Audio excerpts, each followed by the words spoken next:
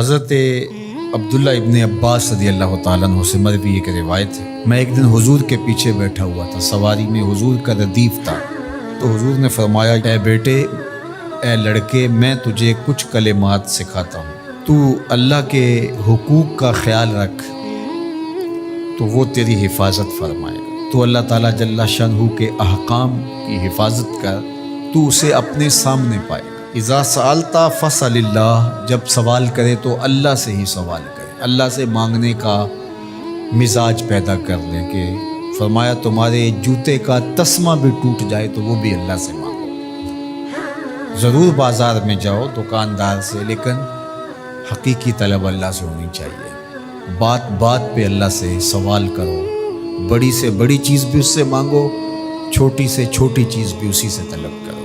ہماری ساری ضرورتوں کا کفیل ہمارا رب، ہمارا مالک ہے۔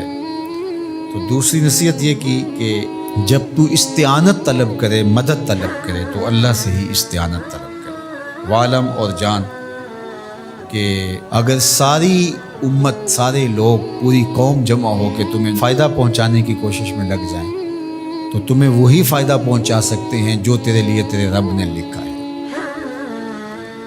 اور فرمایا وَإِنِ اجْتَمَعُوا عَلَىٰ أَن يَضُرُّوكَ بِشَيْءٍ، اور اگر تمہیں نقصان پہنچانے کے درپے ہو جائیں، لَمْ يَضُرُّوكَ إِلَّا بِشَيْءٍ قَدْ كَتَبَهُ اللَّهُ عَلَيْكَ، تو تجھے صرف وہی نقصان پہنچا سکتے ہیں جو اللہ نے تیرے لیے لکھا ہے۔ سارا زمانہ بھی مخالف ہو جائے، تیرا کچھ نہیں بگاڑ سکتا۔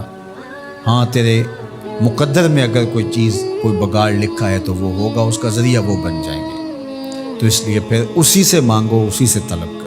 رفعت الاقلام وجفت الصحف، جو لکھنا تھا اللہ نے لکھ دیا، لکھنے کے بعد قلم اٹھا لیا گیا، اور جن صحیفوں پہ لکھا تھا وہ خشک ہو گئے۔ اب کتابیں بند ہیں، تو اس لیے اس نے تیرے لیے جو لکھا ہے وہ ہو کے رہے گا، تو خام خواہ لوگوں سے ڈرنے کی ضرورت نہیں ہے، اور تیرا فائدہ، تیرا نقصان اسی کے دستے قدرت میں ہے، تو اسی سے طلب کر، اسی سے مانگ۔ اور فرمایا تو اللہ تعالیٰ جل شانہ کو رخاء میں، خوشحالی میں یاد کر، یعرفک فی الشدہ، وہ تجھے مشکل میں پہچانے گا۔ یعنی جو شخص خوشحالی کے دور میں اس کے پاس دولت ہے، صحت ہے، تو اللہ تعالیٰ کو فراموش نہیں کرتا، اللہ اس کی بدحالی کے زمانے میں اس کو فراموش نہیں کرتا۔ وعلم، اور جان، ان النصر مع الصبر، کہ جو مدد ہے وہ صبر کے ساتھ آتی ہے۔ وان الفرج مع الکرب، اور کشادگی جو ہے وہ مشکل کے ساتھ آتی ہے۔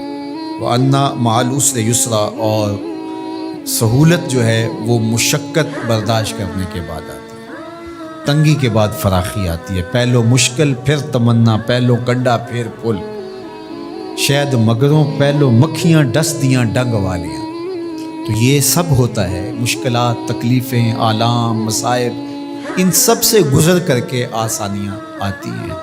خود حضور کی زندگی دیکھ لیجئے، مدنی زندگی مکی زندگی کے گزرنے کے بعد، طائف کے مراحل کو طے کرنے کے بعد آتی ہے۔ تو ہم ڈائریکٹ اگر چاہیں مکی زندگی کو اختیار کیے بغیر اور طائف کی مشکلات اور سنگلاخ راستوں سے گزرے بغیر مدنی برکتیں حاصل کرنا، تو وہ نہیں پا سکتے۔